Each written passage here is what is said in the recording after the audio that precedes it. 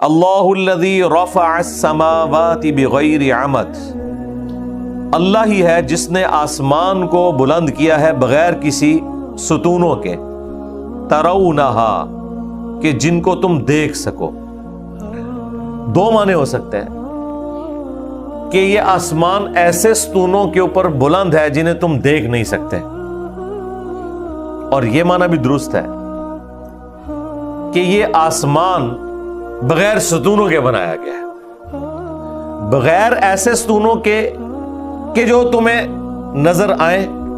یا تم دیکھ تو رہے ہو کہ بغیر ستونوں کے ہم نے اس کو بنایا۔ اتنی اونچی چھت بغیر ستونوں کے، یہ اللہ تعالیٰ کی قدرت کا مظہر ہے۔ اس زمانے میں تو اتنی بات ہی کی جا سکتی تھی نا، لیکن آج جس طرح سائنس نے ہمیں بتایا ہے اور جو تفصیلات سامنے آئی ہیں، وہ تو انسان پاگل ہو جاتا ہے سوچ کے۔ اتنی وسیع یونیورس صرف پہلے آسمان کے نیچے،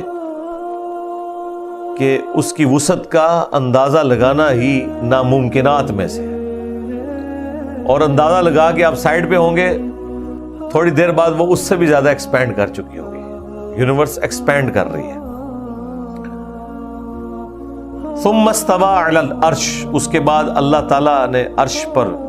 استوا فرمایا۔ اب یہ دیکھ لیں متشابہات آ گئی ہیں،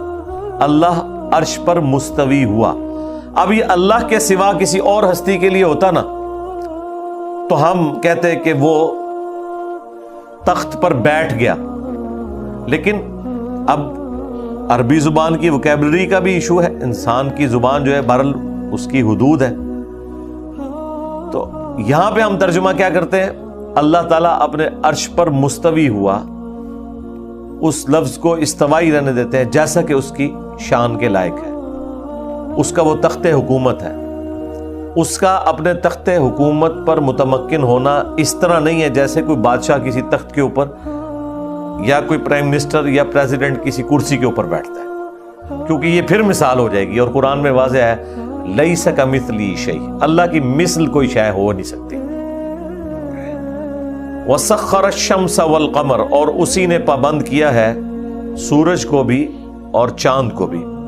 کل یجری لاجل مسمی، یہ سب کی سب جو اللہ تعالیٰ کی مخلوقات ہیں ایک مقررہ میعاد تک کے لیے رواں دواں ہیں۔ اللہ تعالیٰ نے سب کو کام میں لگا دیا ہے۔ آپ فرام کریشن ٹو کریٹر میری ویڈیو دیکھیں، ہو کریٹڈ گاڈ، اسی طریقے سے اللہ کون ہے، تو اس میں نے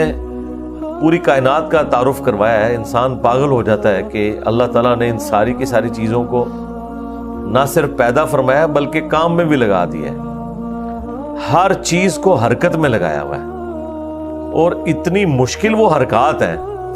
کہ انسان اس حرکت کو دیکھ کے پریشان ہو جاتا ہے کہ یہ اللہ تعالیٰ نے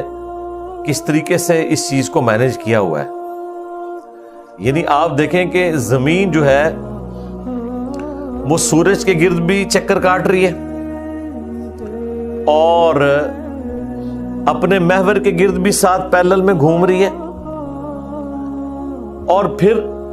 اپنے محور کے گرد جو گھومتی ہے اس میں جو اس کا ایکسس ہے اس میں بھی یوں بھی کرتی ہے ساتھ، جیسے لٹو جب رکنے والا ہوتا ہے یہ موشن بھی اس کی ساتھ چل رہی ہے۔ اور چوتھی موشن یہ ہے اس کی کہ وہ جب سورج کے گرد جو گھوم رہی ہے نا تو پورا نظام شمسی بھی پوری رفتار کے ساتھ پچھلے اربوں سال سے ویگا سٹار کی طرف جا رہا ہے، اور وہ جو اس کی رفتار ہے وہ انبلیویبل ہے، 1 سیکنڈ میں 1000 کلومیٹر۔ سورج 1 سیکنڈ میں 1000 کلومیٹر یوں جا رہا ہے، اور زمین جو ہے نا اس کے گرد گھوم رہی ہے، وہ ایسے تو گھوم بھی رہی ہے، ایسے بھی 1000 کلومیٹر طے کرتی جا رہی ہے۔ وہ